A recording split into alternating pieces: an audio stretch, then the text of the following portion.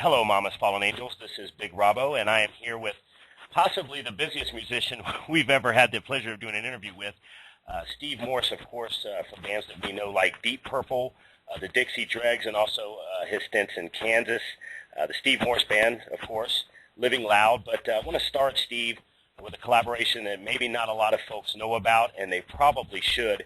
I've had the CD now for a couple of weeks, and it's been just a revelation. We've been playing it around the office, haven't been able to put it down. Want to talk a little bit about the Angel Fire collaboration, Steve, how that came about and what it was like working with a very, very talented young songwriter.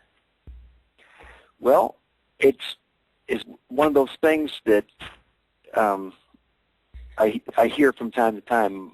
One of my friends in town was saying, my daughter has been interested in singing. She's been singing her whole life, and she's going to Europe and studied with this vocal teacher, and we're just confused about what to do with her life and a possible career in music. If you ever had time, would you give her some advice? I said, oh, advice, that's something I can do.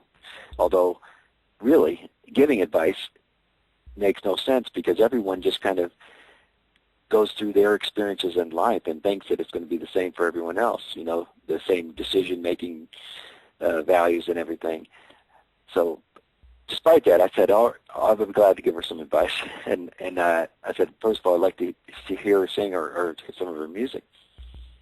I heard her sing, and she said her just amazing voice. And, her lyrics were really, really good. They weren't as young sounding as she was. And I had this piece of music I've been working on just on classical guitar, and so I said, hey, how about this? Let's try something. You try singing over this, and we finished this song, and I just loved it. I couldn't stop listening to it. It's the same thing. Even though I play hard rock and intense jazz rock with my bands, I like to listen to just beautiful music, and just vocally, her voice just took me away, and just something I needed. Right. So over the course of several years, actually, whenever I came back into town and had some time, and she had some time, we would just get together and write stuff and record it. And my whole reason for doing it was, something, a learning process for both of us, but my ulterior motive was to get an album's worth of stuff that I could listen to.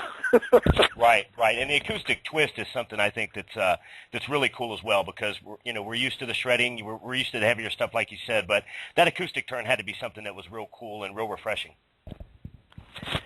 Yeah, and just being able to do things like there's a piece called Omnis Morsae Quat. We have Latin phrases in it, and basically a choir of her voices. And I love just starting from a vision of that and one by one laying her voices. And I thought it'd be cool, to be the only vocal album made in this decade ever that doesn't have that pitch correction technology on it. She sings it too naturally. Yeah. And if there is anything it's slightly out, it's not corrected. It just, I'm slight as in imperceptible, but it's, as a result, to me it sounds very real, and it doesn't have that homogenized, pasteurized sound. Yeah, it's very new and original sounding. And when we say that Sarah's young, I want everybody that's going to, of course, listen and read this interview, I want you to know that we're not talking about a young lady that's in her 20s, which, of course, would be certainly young to folks like Steve and myself. But we're talking about, I think she's, 16 or 17 years old now, Steve? No, when we started, she was about 16. So, actually, I don't even know. She's maybe 19 or 20. Oh, okay. But when she recorded this stuff, right, that was a teenager. Yeah, and you were right about the voice, Steve. It certainly doesn't sound like a lady of that age, a young girl actually, doesn't sound like that type of voice. It's very powerful and encompassing. Yeah, sometimes the time moves slowly. It's like if you take a picture of a tree growing over the course of years. You know, it looks like it's really fast.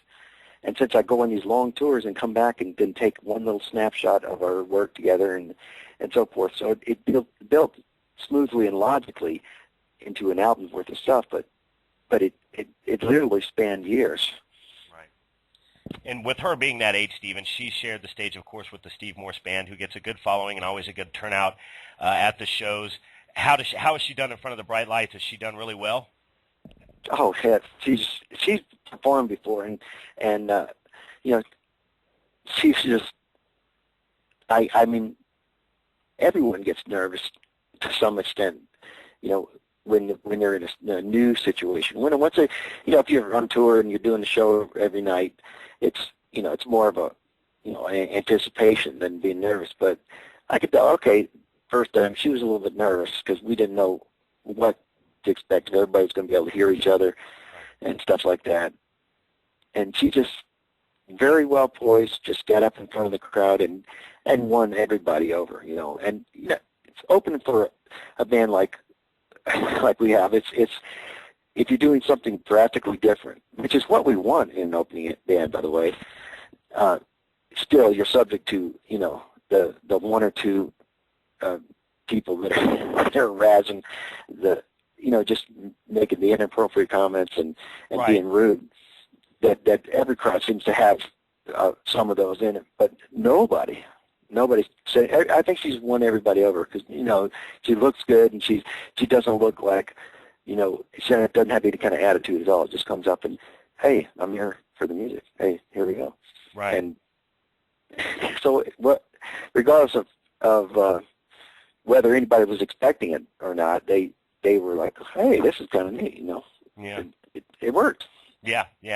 Want to switch gears a little bit from Angel Fire to, of course, the project that you're probably most known for being associated with now, aside from, of course, the Steve Morse Band and the Dixie Dregs. And that, of course, is Deep Purple. And that is a band that you came on board with, obviously, after their inception. You weren't a founding member. But when I was doing research for this article, I was thinking, I love the last Deep Purple albums that were put out a few years ago. Of course, the live album as well.